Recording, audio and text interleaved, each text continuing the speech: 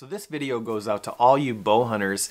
You know, bow hunting is absolutely my favorite when it comes to deer hunting, and it's a beautiful time to be in the woods. It's the beginning. You get to watch the transition from early season into the chasing phase, and it's just the best. But eventually, if you bow hunt long enough, you're going to lose a deer. It happens to the best of us, and I wanted to talk about, you know, the process of tracking that animal. It really starts at the beginning, the moment of truth. As soon as you squeeze that trigger, you know, you're going to want to watch the shot placement, how long you should take to take up the trail, even the color of the blood. If you guys are interested in that, stick with us. We're going to talk all about that today. Here we go.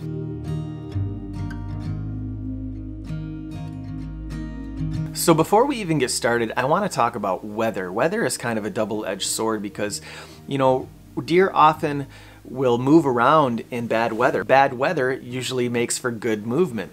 But, you know, windy conditions, you can actually get away with movement and making a little bit more noise, but you know, at the same time, if you're climbing trees and you're swaying back and forth, that's dangerous. Just like rain, light rain, that may be good hunting conditions, but it's going to be horrible tracking conditions. So, you know, this is a decision that you're going to have to make. You're going to give up for what you get. Personally, I don't like to hunt in the rain, but you know, a good buddy of mine just lost a good 8-point that he was hunting with a crossbow. What happened was he did put a good shot on the deer, but it ran through a swamp. It rained for a day and a half, and what happens?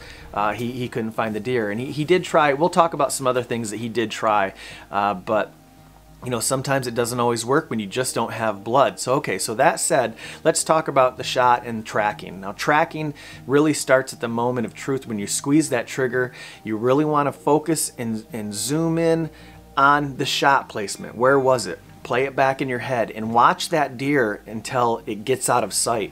In most cases, when it comes to bow hunting, you're not going to get a scapula shot or a spine shot where the deer falls right over. It may run you know, anywhere from 50 to hundreds of yards and fall over, or bed down and expire. But you really want to focus on that deer and really pick a point of reference where you last seen that deer, and that way you can start. You know, I like to follow the trail where the deer ran. That way you can pick up your arrow or bolt and get on the blood trail. But if you can't, you know, in many cases, if the arrow was stuck in the deer, which we've recovered deer before when there was no blood, and we'll talk about how we find those deer. But you know, if the arrow's in there, there's not going to be any blood dripping or pouring out. So just point of reference, focus on that last point that you've seen that deer, and that's a great place to start. If not, start on the trail where you find the blood. So playing back the shot in your head, and if you have it on video, play it back to get a better look. But you want to know if you one-lunged the deer, double-lunged the deer, heart shot, liver shot, gut shot. In most cases, you'll know when you shot a deer in the lungs because on the shaft of the arrow, you'll see a bright red blood with bubbles, because this will tell you what you want to do, or maybe you want to let that deer expire a little bit longer. So a double lung shot, let's go through the different scenarios. A double lung shot, in most cases, a broadside double lung shot is an absolute best case scenario. You're most likely going to recover this deer within 50 to 60 yards. You may even see it fall down on video or in sight. In most cases, they're gonna run and turn back because deer are curious. You know, of course, they don't understand probably what just happened. They're gonna turn around and look, and then you'll get the wobble and they'll fall over. So that's a best case scenario. But say you shot a little bit farther back. You know, maybe you hit liver. Liver is going to butt right up to the diaphragm that separates the lung and the heart from all the intestines. And if you shot a liver shot, liver shots are very special because livers, it's a lethal shot, but they have to actually bleed out. So we're talking 4 to 8 hours even. So, and how do you know if you shot a deer in the liver? Well, it would be, you know, towards the back, and it is still near the rib cage, but if you see a dark blood, even a gray blood, this is an indicator that the liver was shot. And you're going to want to give that deer a little bit more time. You're not going to want to take up the trail right away because this is called pushing a deer. Pushing a whitetail is when you get on the trail too soon and you need to let this deer expire, because in most cases, if you just let the deer lie and die, it will often bed down once and expire. It won't get up and move again unless it's being pushed from pressure.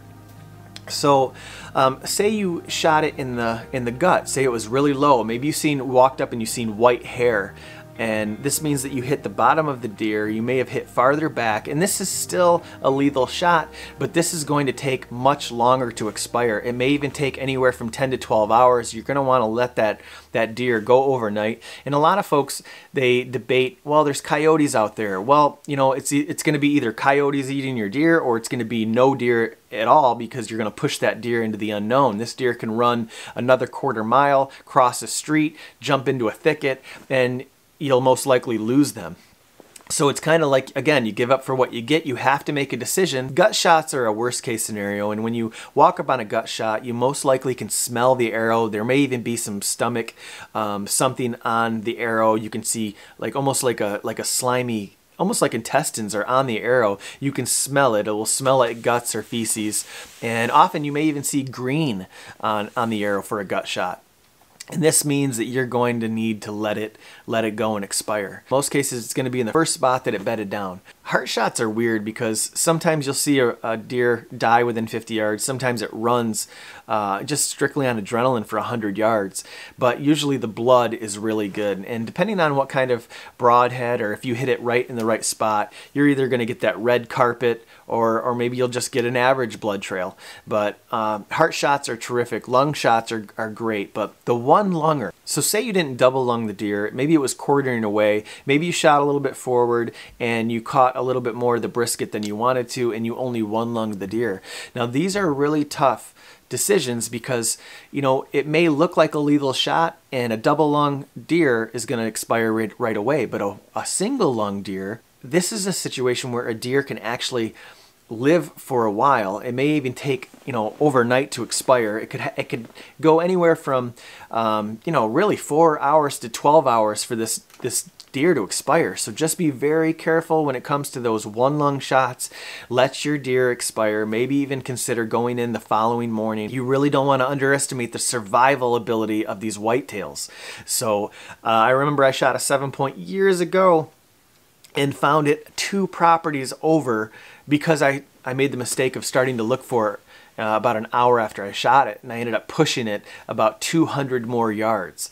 Okay, so we've talked about shot placement and how long you may want to wait for this deer to expire. So let's talk about taking up the trail. Now we talked about focusing on the point of reference, going back to that point, going back to the trail that the deer took to get on your arrow or bolt and get on that blood trail. We most likely will be able to see tracks on the ground from running, and we're going to want to pay attention to that because in many cases, we're not going to just find blood and sign on the ground. We'll also find broken limbs and saplings and leaves, and right around where the deer is running, there'll be blood on those things as well. And there's different ways to kind of get a line of direction where their steer is going. Often I'll take sticks that are just on the ground, maybe anywhere from like 12 to 18 inches, and I'll stick them right in the ground on the trail where the deer is running. I can look back and I can see this general line of direction, and I can follow it. Now, if you know, in some cases folks even use ribbon. Now be sure to go back and pull this ribbon off all the sapling branches, but you can tie ribbon,